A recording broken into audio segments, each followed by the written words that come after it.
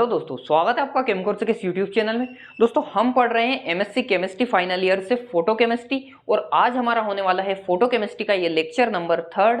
और आज के इस वीडियो लेक्चर में हम फोटो केमिस्ट्री से रिलेटेड एक और बहुत इंपॉर्टेंट टॉपिक पर बात करने वाले हैं जिसका नाम है क्वांटम यील्ड। क्या होता है क्वांटम यील्ड और क्यों जरूरत पड़ी हमें इस नए कॉन्सेप्ट की या इस नए टॉपिक की यहाँ पर फोटो केमिस्ट्री में पढ़ने के लिए, आज के इस वीडियो लेक्चर में इन दोनों टॉपिक्स पर हम बात करने वाले हैं। क्वांटम यील्ड को समझने से पहले हम थोड़ा सा रिकेप लेते हैं लास्ट लेक्चर का जिसमें हमने फोटोकेमिकल लॉ पढ़े थे और हम समझते हैं कि आखिर में फोटोकेमिकल लॉ हमें क्या ऐसी बात नहीं बता पाए थे, किस चीज का हमें एक्सपीरियंस नहीं करवा पाए थे जिसके चलते हमें यहाँ पर क्वांटम यील्ड को इंट्रोड्यूस करना पड़ा। ये एक नया टॉपिक या ये एक नया कॉन्सेप्ट इंट्रोड्यूस करना पड़ा। तो दोस्तों लास्ट लेक्चर में हमने फोटो केमिकल लॉ पढ़े, जिन फोटोकेमिकल लॉ से हमें पता चलता है कि जब भी कोई रेडिएशन को हम किसी भी मैटर के साथ में इंटरेक्ट करवाते हैं तो उस रेडिएशन की इंटेंसिटी का उस मैटर के साथ क्या कनेक्शन रहता है या उस रेडिएशन की इंटेंसिटी का उस इंटरेक्शन पर क्या अफेक्ट पड़ता है। वो जो आपने मैटर लिया है, जो आपने सैंपल लिया, उसके कंसंट्रेशन से उस रिएक्शन या वो जो आपका फोटोकेमिकल चेंज आ रहा है वो किस तरह से अफेक्ट होता है। तो ये सारे जो रिलेशन थे ये हमें कौन बताते हैं, फोटोकेमिकल लॉ बताते हैं। लेकिन फोटोकेमिकल लॉ हमें ये नहीं बता पाए कि जो रेडिएशन आ रहा है उस रेडिएशन से जो फोटोकेमिकल चेंज आया है वो कितनी इफिशियंसी के साथ में आएगा। मतलब कि कहने का मतलब ये है कि जो आपने रेडिएशन डाला है, जो आपने एनर्जी दी है, उस एनर्जी से कितना केमिकल चेंज आएगा, कितना प्रोडक्ट का फॉर्मेशन होगा, ये हमें फोटोकेमिकल लॉ नहीं बता पाए थे।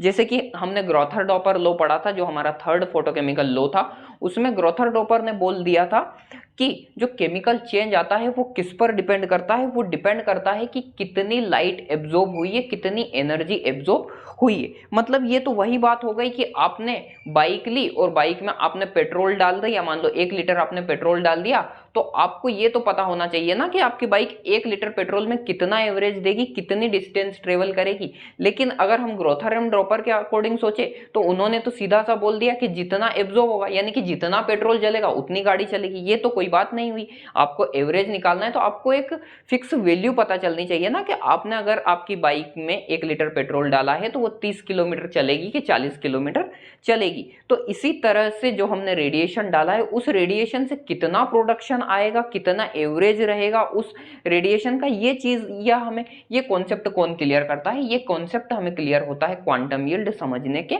बाद में। तो क्या होती है क्वांटम यील्ड, उसे आप समझिए यहाँ पर कि आपने जो रेडिएशन डाला है, जो क्वांटा एब्जॉर्ब हुए हैं मॉलिक्यूल्स के द्वारा या रिएक्टेंट सब्सटेंस के द्वारा, वो जो मॉलिक्यूल्स एब्जॉर्ब हुए हैं क्वांटा को एब्जॉर्ब करके, तो उन क्वांटा के एब्जॉर्ब होने के बाद में कितने ऐसे रिएक्टिंग मॉलिक्यूल है, कितने ऐसे रिएक्टिंग मॉलिक्यूल है जो प्रोडक्ट का फॉर्मेशन कर लेंगे, या कितने ऐसे मॉलिक्यूल है जो क्वांटा को एब्जॉर्ब करके प्रोडक्ट का फॉर्म कर देंगे, वो हमें बताने वाली है क्वांटम यील्ड। तो क्वांटम यील्ड एक रेशियो होता है, किन किन के बीच में रेशियो होता है, और क्वांटम यील्ड को हम जो डिनोट करते हैं वो करते हैं हम फाई से। तो क्वांटम यील्ड एक रेशियो होता है, किन किन के बीच में रेशियो होता है, क्वांटम यील्ड रेशियो होता है फाई इज इक्वल्स टू होता है number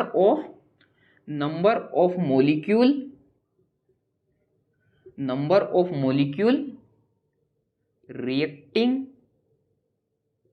in given time.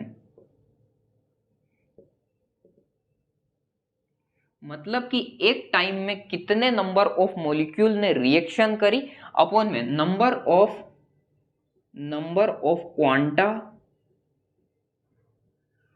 Quanta absorb in same time.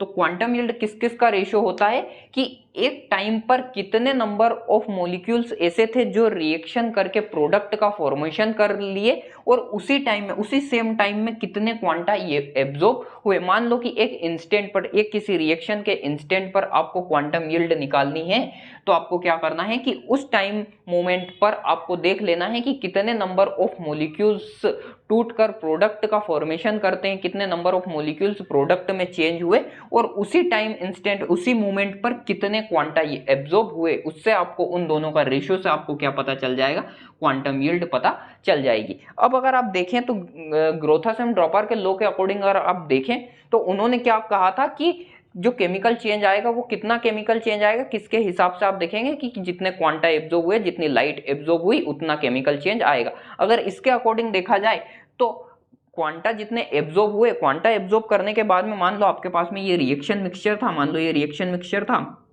और इसमें आपने रेडिएशन डाला। जब आपने इस पर रेडिएशन डाला तो क्या होगा, जब आपके रेडिएशन डालोगे तो इसमें से मान लो 50 मॉलिक्यूल्स या 50 क्वांटा यहाँ पर आए इस सैंपल के अंदर और 50 क्वांटा इन 50 मॉलिक्यूल डिफरेंट 50 मॉलिक्यूल्स से टकराए और वो 50 मॉलिक्यूल क्या चले गए, एक्साइटेड स्टेट में चले गए। वो अपनी ग्राउंड स्टेट से कहाँ चले गए, एक्साइटेड स्टेट में चले गए। अब एक्साइटेड स्टेट में जाने के बाद में मॉलिक्यूल्स जो रहते हैं सारे के सारे मॉलिक्यूल्स तो प्रोडक्ट का फॉर्मेशन कर नहीं लेंगे।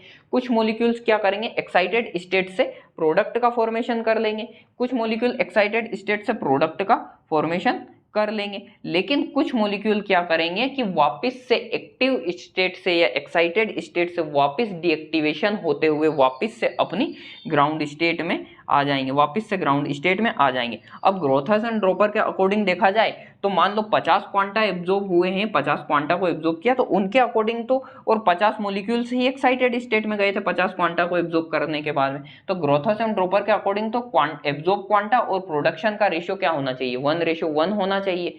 1:1 होना चाहिए कि 50 ही एब्जॉर्ब किए और 50 ही प्रोडक्शन हो गया। ये ग्रोथस एंड ड्रॉपर के अकॉर्डिंग होना चाहिए। लेकिन एक्चुअल में देखा जाए, प्रैक्टिकली देखा जाए तो जितने number of molecules excited state में गए उतने सारे के सारे मॉलिक्यूल से प्रोडक्ट का फॉर्मेशन नहीं होता है। कुछ मॉलिक्यूल्स वापस से डीएक्टिवेशन होते हुए वापस से अपनी एनर्जी को, वापस से रेडिएशंस को इमिट करते हुए वापस से ग्राउंड स्टेट में आ जाते हैं और कुछ मॉलिक्यूल से प्रोडक्ट का फॉर्मेशन हो जाता है। यानी कि कहने का मतलब ये कि जो क्वांटम यील्ड होती है वो 1:1 का रेशियो नहीं होती। हो भी सकती है, कुछ केसेस ऐसे होते हैं जिनमें जितने number of molecule excited state में गए वो सारे मॉलिक्यूल्स प्रोडक्ट में फॉर्म हो जाते हैं, प्रोडक्ट में चेंज हो जाते हैं। उस कंडीशन में क्वांटम यील्ड 1:1 हो सकता है, लेकिन हर बार ऐसा नहीं होता है। तो जो क्वांटम यील्ड होती है वो जो क्वांटम यील्ड होती है फाई, जो आपकी होती है क्वांटम यील्ड फाई, वो 1 से ज्यादा भी हो सकती है, क्वांटम यील्ड 1 से कम भी हो सकती है और क्वांटम यील्ड 1 के इक्वल भी हो सकती है। यानी कि कहने का मतलब ये कि जितने नंबर ऑफ मॉलिक्यूल्स रिएक्शन कर रहे हैं उतने ही नंबर ऑफ क्वांटा एब्जॉर्ब हुए, ये भी हो सकता है। कभी कभी ये भी हो सकता है कि क्वांटा कम एब्जॉर्ब हो, नंबर ऑफ मॉलिक्यूल्स की रिएक्शन ज्यादा हो जाए। ऐसा किस केस में होगा, क्वांटम यील्ड 1 से ज्यादा कब आएगी, चेन रिएक्शन जब रहेगी। चेन रिएक्शन जब रहेगी उनमें जो क्वांटम यील्ड आएगी वो हमेशा 1 से ज्यादा आएगी। मतलब एक क्वांटा एब्जॉर्ब होगा और दो या दो से ज्यादा मॉलिक्यूल्स या नंबर ऑफ मॉलिक्यूल्स की जो रिएक्शन करने वाले नंबर ऑफ मॉलिक्यूल्स रहेंगे वो ज्यादा रहेंगे। चेन रिएक्शन के केस में अक्सर ऐसा होता है। Quantum yield most of reaction में क्या रहेगी, मोस्ट ऑफ रिएक्शन में क्वांटम यील्ड 1 से कम रहेगी। क्यों कम रहेगी, क्योंकि नंबर ऑफ मॉलिक्यूल्स जितने एक्साइटेड स्टेट में जाएंगे उसमें से कुछ मॉलिक्यूल्स अपनी एनर्जी को वापस से इमिट करते हुए डीएक्टिवेट होते हुए वापस से ग्राउंड स्टेट में आ जाएंगे। तो ये होती है क्वांटम यील्ड। क्वांटम यील्ड को हम यहाँ पे आइंस्टाइन के फॉर्म में या उसके फॉर्म में भी लिख सकते हैं, नंबर ऑफ मोल्स के फॉर्म में भी यहाँ पे आप कुछ इस तरह से लिख सकते हैं। देखिए इसे मैं थोड़ा सा रफ कर देता हूँ। यहाँ पर एक और फॉर्मूले के फॉर्म में आप क्वांटम यील्ड को लिख सकते हैं। Quantum yield phi is equals to number of moles reacting in given time upon में क्या हो जाएगा, नंबर ऑफ आइंस्टीन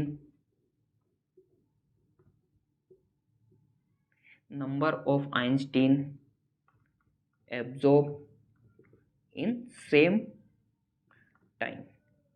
अब number of Einstein, one Einstein is equals to क्या होता है, one Einstein is equals to क्या होता है, one Einstein is equals to होता है 1 मोल क्वांटा।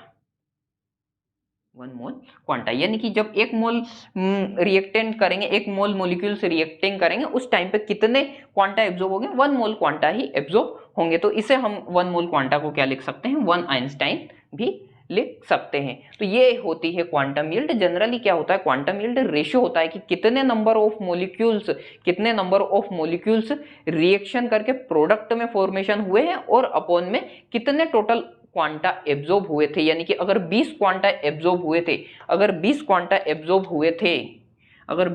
एब्जॉर्ब हुए थे और मान लो कि 10 मॉलिक्यूल ही प्रोडक्ट का फॉर्मेशन कर पाए, 20 क्वांटा एब्जॉर्ब हुए थे, तो ऑब्वियसली सीधी सी बात है कि 20 मॉलिक्यूल एक्साइटेड स्टेट में तो गए थे, लेकिन 10 मॉलिक्यूल वापस से एनर्जी को इमिट करते हुए ग्राउंड स्टेट में आ गए थे, लेकिन 10 मॉलिक्यूल से ही प्रोडक्ट का फॉर्मेशन हुआ। तो उस कंडीशन में जो क्वांटम यील्ड रहेगी वो क्या रहेगी? 0.5 रहेगी या हाफ रहेगी। तो इस तरह से हम क्वांटम यील्ड को एक्सप्रेस करते हैं। अब बात आती है कि क्वांटम यील्ड को हम निकालते कैसे, क्वांटम यील्ड को जानते कैसे हैं, या क्वांटम यील्ड को कैलकुलेट कैसे करते हैं। तो इसकी एक प्रोसेस होती है, इसका एक इंस्ट्रूमेंट आता है जिसे हम एक्सोनोमेट्री में हम पढ़ने वाले हैं, जो हम हमारे नेक्स्ट लेक्चर्स आएंगे, आगे आने वाले लेक्चर्स हैं, उसमें हम एक्सोनोमेट्री पढ़ेंगे। वहां पर आप समझेंगे कि किस तरह से क्वांटम यील्ड निकाली जाती है, किस तरह से इंस्ट्रूमेंट होता है। अभी के इस वीडियो लेक्चर में हम यहीं तक समझेंगे क्वांटम यील्ड की क्या होती है, हमने समझा, और क्वांटम यील्ड की हमें जरूरत क्यों पड़ी, क्योंकि हमें फोटोकेमिकल लॉ क्लियर नहीं कर पाए थे, एवरेज नहीं बता पाए थे कि कितना एवरेज आ रहा है, इसलिए हमें ये नया एक कॉन्सेप्ट इंट्रोड्यूस करना पड़ा। तो मुझे उम्मीद है कि इस वीडियो लेक्चर से आपको क्वांटम यील्ड समझ में आई होगी। वीडियो लेक्चर काफी छोटा है, लेकिन आपको क्लियर हुआ होगा, ये कॉन्सेप्ट क्लियर हुआ होगा कि आखिर में क्वांटम यील्ड होती क्या है। तो एग्जाम में जब भी आपको क्वेश्चन आए क्वांटम यील्ड के ऊपर, तो आपको डेफिनेशन लिखनी है, प्रॉपर फॉर्मूला लिखना है और प्रॉपर एक्सप्लेन करना है कि ये कॉन्सेप्ट क्यों इंट्रोड्यूस किया गया। तो अगर आपको ये वीडियो लेक्चर पसंद आया हो तो इस वीडियो लेक्चर को अपने दोस्तों के साथ में जरूर शेयर कीजिएगा। मिलते हैं हम नेक्स्ट लेक्चर में, तब तक के लिए बाय बाय, थैंक यू।